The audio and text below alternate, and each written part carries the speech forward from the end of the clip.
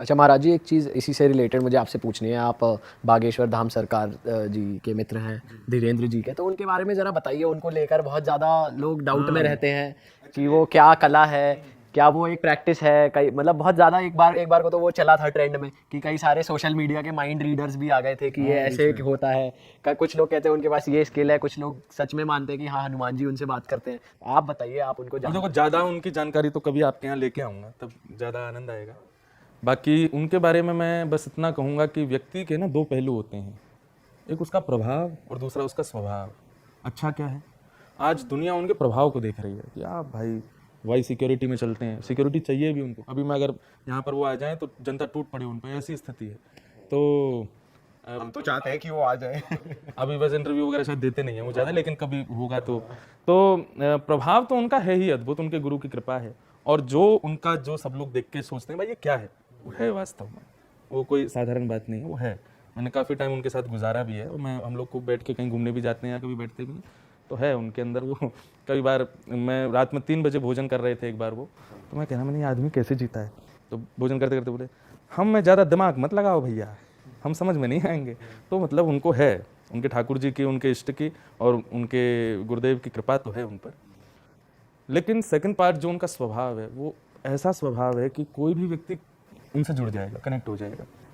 Stardom होने के बाद में सबसे पहला आता है कि व्यक्ति के अंदर ईगो आ जाना और बहुत जल्दी अपना स्वभाव नेचर बदल देना, बट वो उस व्यक्ति के अंदर वो चीज़ नहीं है। बहुत अच्छे स्वभाव के धनी है। अगर मैं कल को आप लोगों को संग ले जाऊँ, मैं कहूँ महाराज जी मेरे मित्र हैं, तो वो आपके साथ में ऐसा बर्ताव करेंगे जैसे आप उनके साथ कितने सालों से आप उनके साथ हो। हाँ भाई बैठो, खाओ पियो और बताओ क्या खाओगे, और मन में जो आएगा बता देंगे आपको, 2-4 वो बातें ऐसी कह देंगे। तो पहली बात तो हाँ, उनके पास जो है वो है। तो महाराज जी, ये तपस्या से आता है एक्चुअली या ये नेचुरल गिफ्ट? आप एक रिच फादर के घर में जन्म लोगे तो ऑलरेडी ऑब्वियस सी बात है कि प्रॉपर्टी और पूरा जायदाद सब आपकी है। उनके जो 4 फादर्स थे और जिस गद्दी पर वो बैठे हैं वो सब बड़े तपस्वी थे। उन सब ने बहुत तपस्या की, बट उस टाइम सोशल मीडिया नहीं था तो वो इतने प्रचलित नहीं हो पाए, प्रचार उनका नहीं हो पाया। उन सब की तपस्या इनको प्राप्त है, करी इन्होंने भी है, पर ये खुद भी वो एग्री करते हैं कि मेरे पास कुछ नहीं, मेरे पूर्वजों की कृपा है। बोले बस मैंने अपने बाबा से एक बार कहा कि हमको भोजन करने तक के रात में अन्न नहीं होता और आप यहाँ दुनिया के दुख दूर करते हो। उनके दादाजी जब गद्दी पर थे, कहो ना बालाजी से मेरे को भी ठीक करें। तो उनके दादाजी ने कहा बैठ जा, हाथ पकड़ करके बालाजी के चरणों में रखा, बोले आपसे सब ठीक होगा, मंगल होगा। बस उस दिन से उनका सब ठीक है। बट लेकिन वो बहुत उसके पीछे भी मैं कहूँगा तपस्या है। बहुत संयमित जीवन जीते हैं, बहुत controlled life. In a young age बहुत सारी चीज़ें होती है जिस पर आपको ध्यान देना पड़ता है, आँखों पर कहीं भी ना भटक जाए, धन पर, अपने ऊपर, मन पर, वो सब चीज़ उनके अंदर है।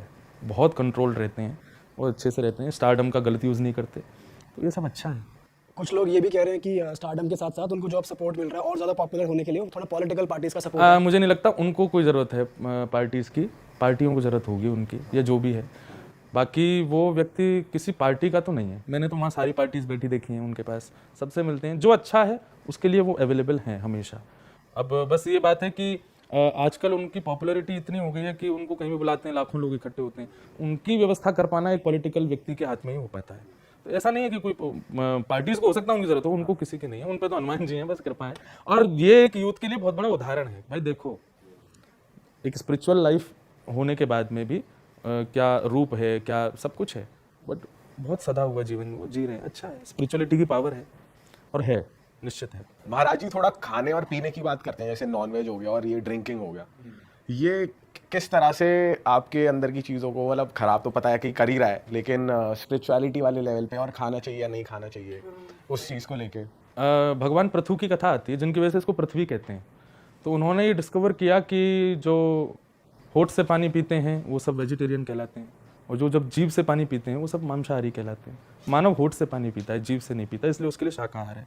ये तो एक तात्विक अर्थ है। फिर उसके बाद में उसकी जो अंतड़ियाँ होती हैं वो भी बहुत विस्तृत नहीं होती, मांसाहार खाने वाले को बड़ी चाहिए, वो सब चीज़ें अलग हो जाती हैं। अब आते हैं हम इस पर कि हमको स्पिरिचुअलिटी क्या कहती है।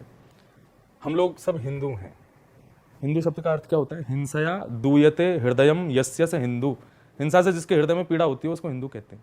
आज हम पेट्स के लिए तो बड़ा वो कर रहे हैं कि भाई कुत्तों को नहीं मारना चाहिए, इनको नहीं मारना चाहिए, ऐसा दुर्व्यवहार नहीं करना चाहिए, मानवता दिखाते हैं, मानवों के लिए ऐसा करो वैसा करो, लेकिन हम वहीं पर किसी जीव को मार के खा जाते हैं। कहाँ तक अच्छा है, कहाँ तक अच्छा है। फिर दूसरी बात, मांसाहार करने से नकारात्मकताएं बहुत आती हैं। ये जो बात बात पर हमारे माइंड स्विंग्स होते हैं ना, 2 मिनट में आप खुश हो, 2 मिनट में आप का दिमाग बिल्कुल खराब हो गया, टेंशन में आ गई। हाँ, और जैसे बहुत बड़े बड़े लाइफ में सिचुएशंस ऐसी आती हैं कि उसमें आपको डट करके रहना पड़ेगा, पर आदमी ब्रेक डाउन हो जाता है। मोस्टली ये सब चीजें हमारे खान पान से हमारी बुद्धि सुधरती बिगड़ती है। तो सबसे बड़ा इसका इम्पैक्ट ना हमारी विचारधारा, सोच और हमारे टेम्पर पर होता है, जो भी हम खाते पीते हैं। सबसे बड़ी बात है भाई, क्यों हिंसा करो, क्यों किसी को मारो।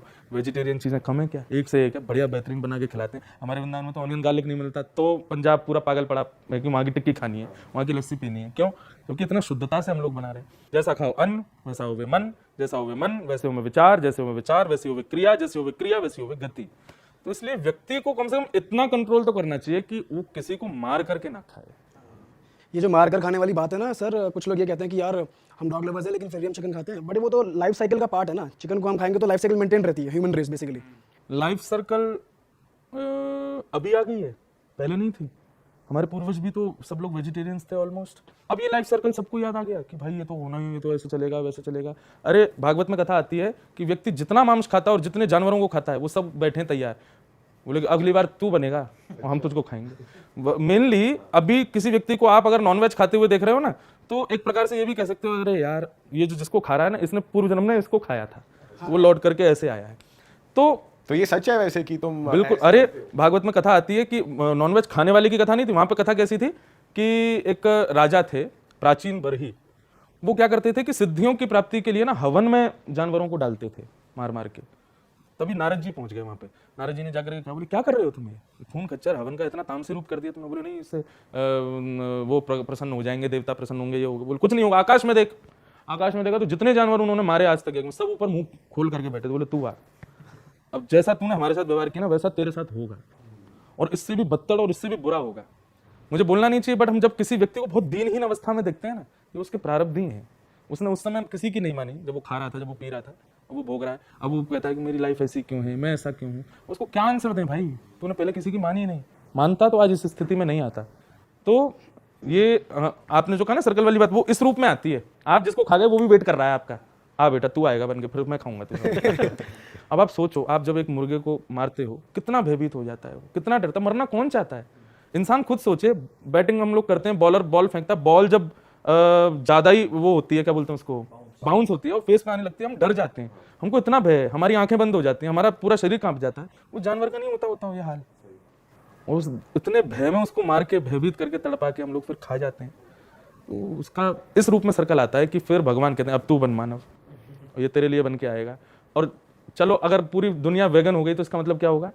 इवॉल्व हो जाएंगे। हाँ, इसका मतलब सब शुद्ध हो गए, पवित्र हो गए, अब कोई खा ही नहीं रहा है, तो अब ये सब लोग भी अपना जीवन जिएंगे, करेंगे। भाई देखो, मांसाहार जो है ना वो हिंसक जानवरों के लिए है, हम मानव है, मानवों के लिए ये सब नहीं है।